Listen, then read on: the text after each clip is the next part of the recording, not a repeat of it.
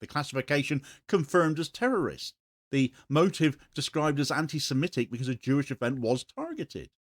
You track the details as they emerge, and what stands out early is that Islamic State propaganda was found in the attacker's vehicle, and that matters because IS ideology is documented, it's explicit, and it's utterly disconnected from the narratives the political class have rushed to impose. IS doesn't need Gaza as a pretext, doesn't take cues from pro-Palestine marches, doesn't follow the rhythms of Western punditry.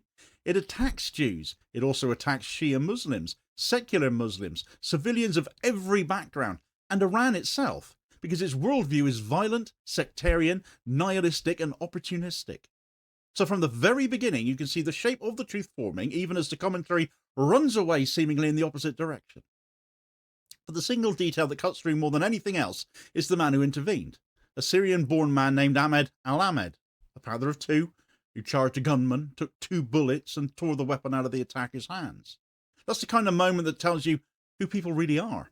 And it quietly dismantles the entire infrastructure of suspicion and racialization that commentators had spent the morning building before the facts were known, irresponsible as that clearly was. It's always telling, isn't it, how the people who start what to my mind are little better than smear jobs are nowhere to be found when the facts actually come out.